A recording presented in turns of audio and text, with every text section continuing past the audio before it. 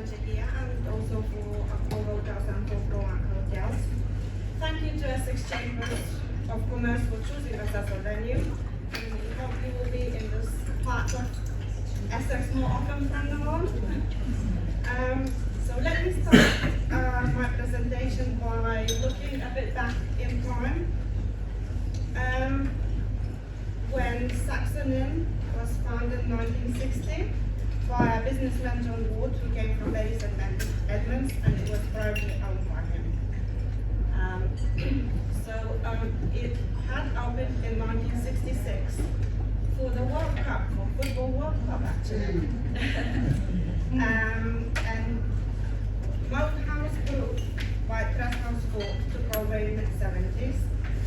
And Parkin by Residodem, I think it's Radisson Group at the moment, took over in 2005. And that got sold to Proac Group end of 2018. And this hotel was branded as a core, took a core brand on since March 2019. Quite a few famous people stay here.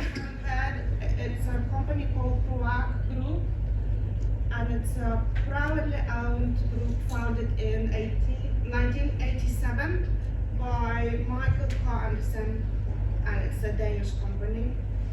And for the past 30 years, the company was very active and facilitated more than 200 projects in exceeding 2.6 billion euros. So they are really committed to hospitality and retail.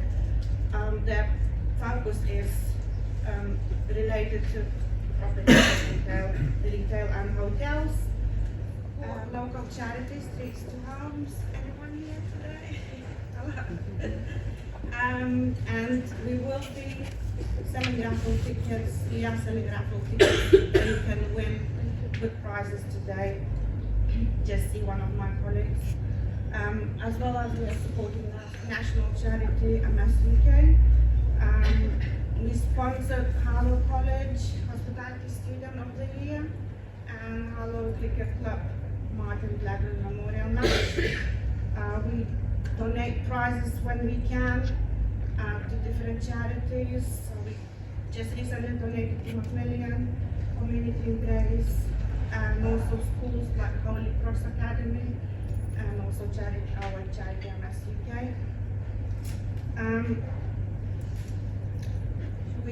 Our core is really big on sustainability as well. As a company, they have Planet 21 sustainability program, and has been, as a company, our core has been recognized as the most sustainable travel company at the TTG Travel Awards in 2022, held in Bangkok, which is the most prestigious and the most influential. We haven't known each other a very long time. I won't say exactly how long, it might embarrass both of us, but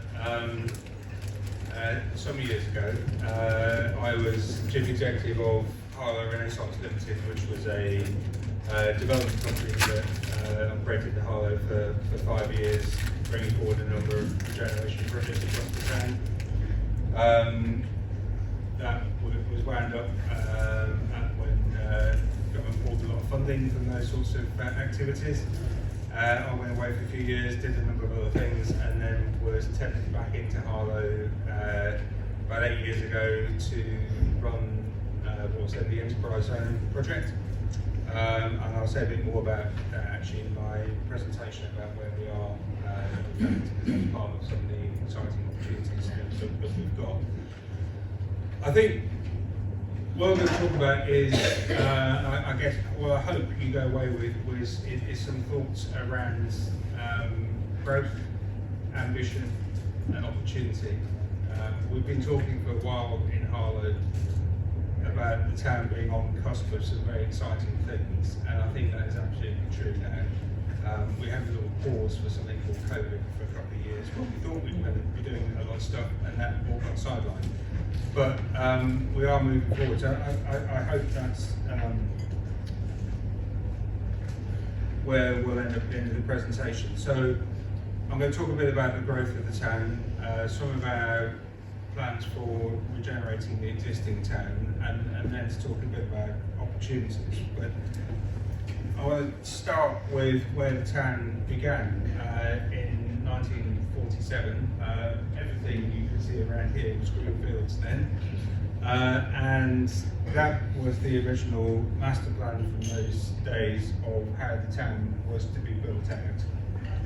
And for those of you who know Harlow, you'll see that's actually pretty much what it is. The master plan was surprisingly accurate. One thing I always like to point out on this plan, I think this document actually dates from 1952, but you see the red line here. This line here was the planned routes of the M11 as it was planned just after the Second World War. For those of you who know, the town will probably come either down or across the motorway today. The actual motorway runs off the east plans for growth under the Harlow and Gilston Garden Town. Harlow is one of the government's appointed garden town initiatives, which again sees plans for growth of the town to the west, to the south and to the east, but also now, and most significantly, to the north. These developments here to the north at Gilston have now got planning permission and will be developed by Places for People over the next couple of decades. And work on that will start in the next couple of years. So that's a massive part of Harlow's growth plan. All of these developments together will amount to something like 20,000 new houses. So given we're at about 35,000 properties in the town at the moment, that's a very substantial increase over the next 20 to 30 years. And bears comparison with the original design of the new town when 25,000 houses were built in 25 years. And if any of you are in the house building industry or in construction, you will realise what a fantastic achievement that was to build that amount of housing in such a short space of time, and we're likely to see a similar pace of growth over the next few years. I just wanted to pick out most of our slides are pictures rather than lots of words, you'll be glad to hear.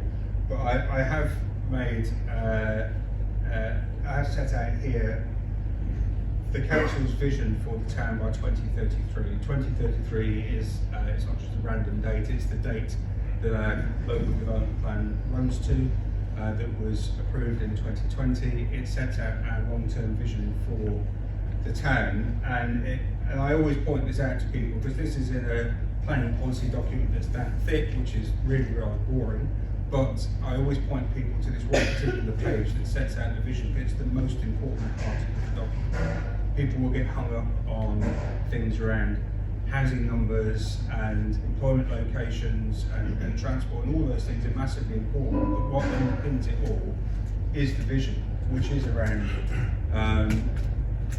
raising the bar in terms of aspiration and innovation. It's around regenerating the somewhat tired new town infrastructure from 60, 70 years ago. It's about building new housing. It's about bringing in new businesses. Harlow in the 60s and the 70s was renowned as a centre for manufacturing industry. Lots of companies were given financial incentives to move out of London with their workforces, set up in Harlow. People came to Harlow, they got a house, they got a job. That's how the town was founded. Most of those companies have gone from the 90s onwards. And some of what I'm going to talk about is about how we're trying to bring back that major employment focus into the town again, and given the town's location, we absolutely can be a centre for business again.